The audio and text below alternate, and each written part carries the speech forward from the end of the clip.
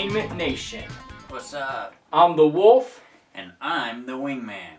You remind me of the Babe. What babe? The Babe with the power. What power? Power of voodoo. Voodoo? You do. Do what? Remind me of the Babe. Oh, come on, man. You know what I'm talking about. The movie that we're going to review. I gotcha. The Labyrinth. The Labyrinth. Man, I love that classic, man. That is a classic movie. We've not done any movie reviews or anything for quite some time. Doesn't mean we haven't been doing anything. It means we just haven't had time to film anything. But let's talk about The Labyrinth. So I want to do a movie review. We've got an extensive list of movies we'd like to review.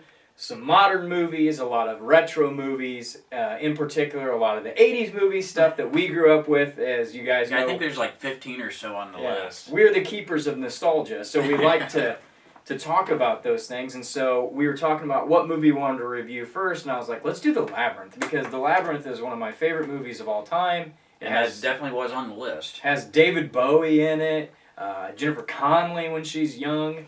And here's a weird trivia fact. The stepmother in The Labyrinth is actually plays Barb Leahy in the show Trailer Park Boys.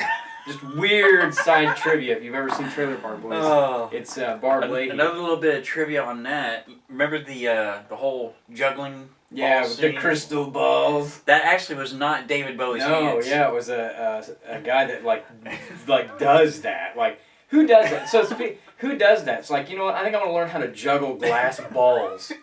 I don't understand what possesses somebody to turn that into a skill, but apparently it was, and they hired that guy, and he juggled some glass balls. So let's talk about The Labyrinth, okay? I might need him. So I'm a huge you guys know I'm a huge movie fan in general, but I'm a huge Jim Henson fan. I love the creatures. I enjoyed the Muppet stuff. I enjoyed all of the Jim Henson creature feature stuff, and we could do a whole video about just how awesome Jim Henson was. But The Labyrinth, I remember the first time I watched The Labyrinth as a kid, I literally was like, what am I watching? Like, what is this movie? And then for the longest time, I remembered the name of it, but I couldn't find it anywhere when I was younger. It wasn't like now where you can just get on the internet and find stuff. Oh, yeah, Netflix, yeah. YouTube, and it was like Hulu. Impossible to find, and I remember finding it, and I remember being like the only person that seemed like that had ever seen it for like the longest time, because it was just kind of obscure. Yeah. And it was different, and so, but it's if you've not seen it, go watch it before you even watch the rest of this video. Go watch it, come back to this video. It is literally one of my favorite just movies of all time, because it's so bizarre. And if you really, really want to watch it, but you don't want to have to spend money for it, talk to one of us. Yeah. I know I've got a copy of it. You got a copy? I've got a special edition copy. It's got a bunch of crazy, like, behind-the-scenes featurettes and stuff. And I think I might have it digitally, too. Yeah. David Bowie, so the premise of the movie is a girl is all into fantasy and like storybook stuff, and she pretends to be the hero and oppressed Cinderella type character in her own story, and she asked the Goblin King, which is David Bowie in way too tight of pants, to take the child away from her little stepbrother, or not stepbrother, her half brother, Goblin King, known as Jareth. Known as Jareth, and so he comes and takes the baby, and she has to find her way through this labyrinth, a maze. She meets all kinds of friends and learns lessons along the way. Yeah, in order to have him take the baby, she had to say a certain phrase. Yeah. Exactly the way it's supposed to be. Yeah. The creature feature. What I want to talk about first. First, let's talk about David Bowie. David Bowie's awesome, like classic David Bowie. I was a fan of some of David Bowie's music. Just he's so obscure, and he's so not obscure. He's so enigmatic. He was such an odd person, and his music was so but in a good way. Different. Yeah. And then in this role of the Goblin King, it's like it's just something to behold. It's crazy. Like, he's so weird in it. He's got this like creepy uncle vibe going on, and everything, and it's just, but then he does all the soundtrack, the music for it. Would that mean Hoggle is the nephew? Dude, Hoggle. There's so many creatures, there's so much stuff we can talk about. One of the main characters' name is Hoggle, and he's like this little troll guy, and he is just weirdly bizarre. I'm gonna put a picture of him up right here between us. This is Hoggle.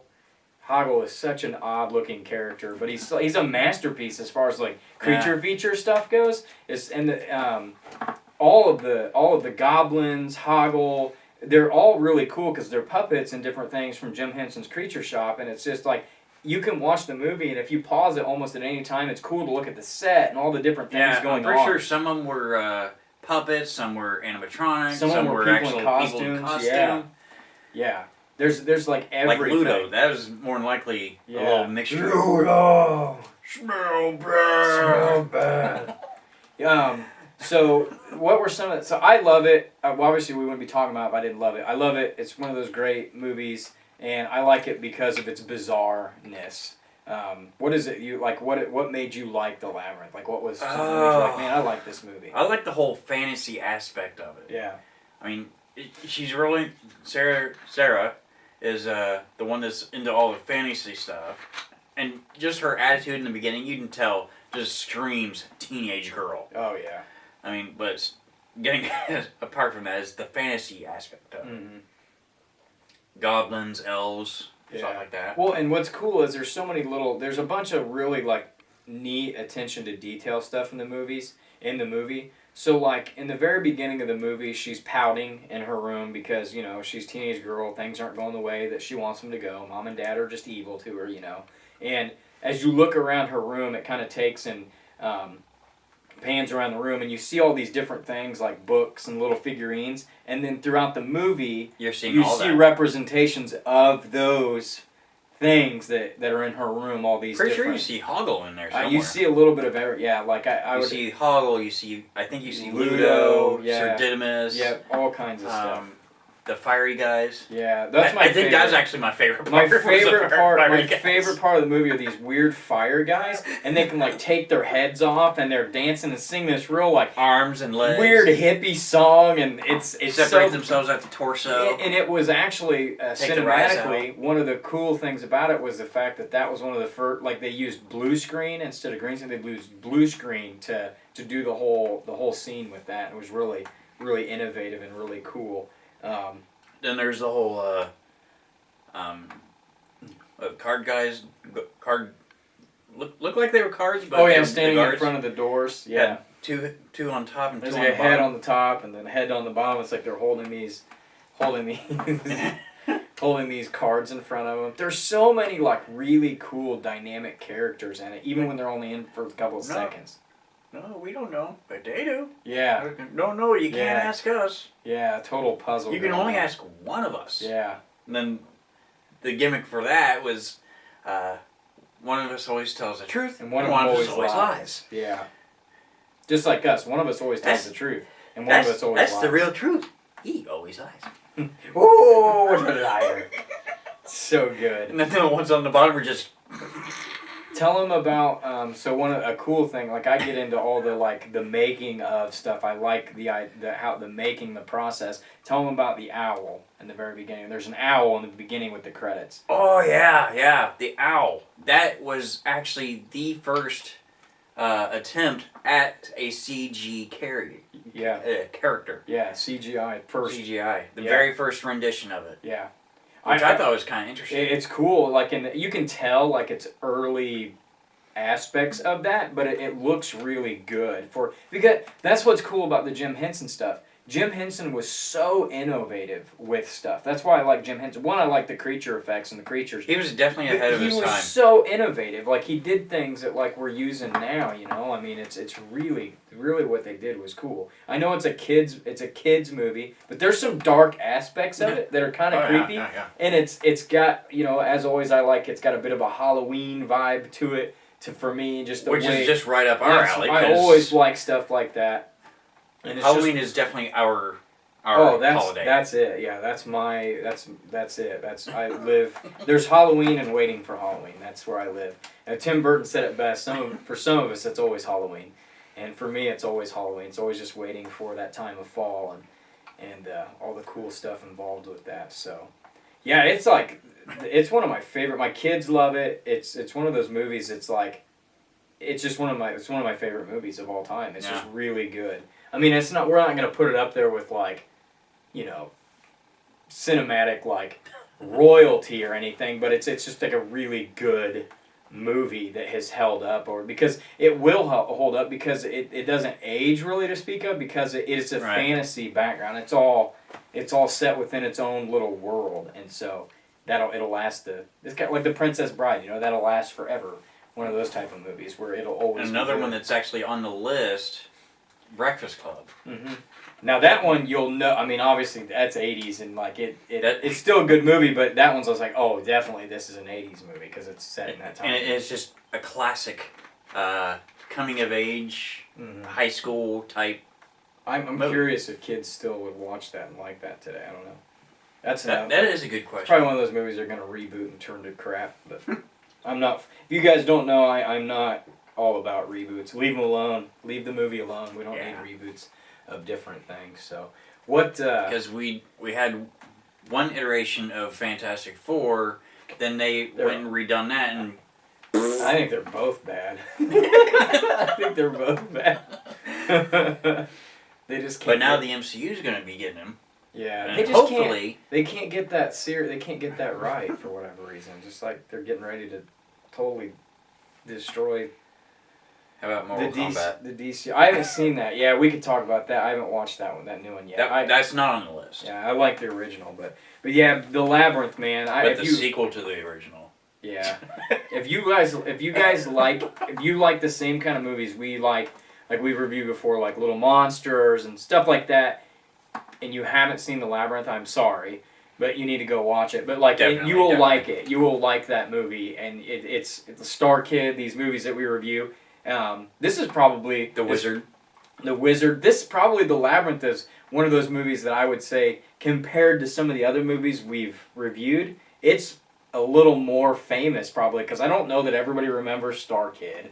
I don't know that everybody remembers Little Monsters. You know what I'm saying? We do, but I don't know. I know some that actually would. Yeah, remember? But that's this movie. But I think it's a niche. It's one of those things where it's one of those things that it's got a cult following, and I think more people would like it if they just watch it. I'm fairly certain that a former coworker of mine, when I was working in Logansport, Courtney Gibson. Yes, I mentioned a name.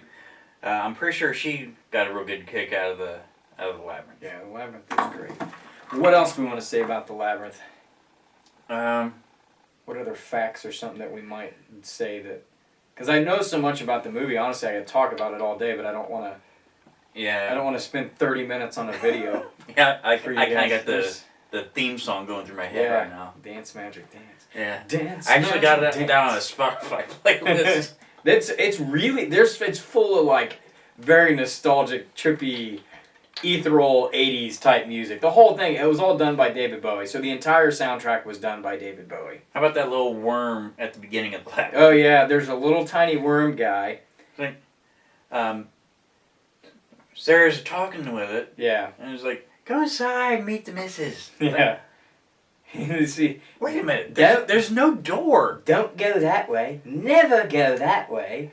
How in the world is Sarah going to fit in this little teeny Who knows? The Labyrinth, hole? there's you never know the way the Labyrinth works. It's just this real trippy place, and everywhere she gets moving and changing on her. It's kind of got some Greek mythology type stuff involved with it. It's really, really well thought out. Another movie that I would like to review that goes along, it kind of feels like a sister movie to The Labyrinth, even though they're not really in the same universe, as The Dark Crystal. Oh yeah, that's which is made by, obviously, that might be another one we do. For sure, that's the first one on the list. Yeah, that's another one. I actually ordered them. And some of you, release date. There's a Netflix series on it now. So release year is what I put them in. Yeah. But yeah. Because we definitely have a lot of 80s stuff on there. Yeah. Never-Ending Story is also on the list. Yeah, we'll definitely talk about the Never-Ending Story. That's kind of on the same vein. So we're going to try to do several of these fantasy-type movies like this together, and then work our way up. But we plan on doing some more of these movie reviews. We plan on doing... Who knows, we might even have someone else besides the two of us in them. Yep, it depends. If we can find any. Yeah, it depends. Well, that's all I've got on The Labyrinth, other than it's a great movie. I give it 5 out of 5 stars. I always give stars. It's one of my favorite movies of all time. I recommend you watch it. What would you say? Well, yeah. Well, you're only going out of 5. I always Okay. go out of 5. Yeah. Okay, then I'll go 6 out of 5. How about Yeah, that? 6 out of 5. Yeah. So I recommend watching The Labyrinth. So me giving it a 6 out of 5, you know I'm recommending it. So, was glad to see you guys. Glad to be back making some videos. Hopefully you guys enjoy this. Give us a thumbs up. Make sure you subscribe. Make sure you comment down below. Let us know what you thought about it. And be sure to share this on all the social media platforms. And hey, if you have an idea for another movie that we could review, Yep, let us know. just let us know in the comments, and Let us know. more than likely at some point down the road, Try to add it to the list if it's not already on the list. or if it is on the list, we'll at least give you a shout out. Yep. If we're wanting to see it. All right. Until next time, I'm the Wolf. And I'm the Wingman. Dance magic.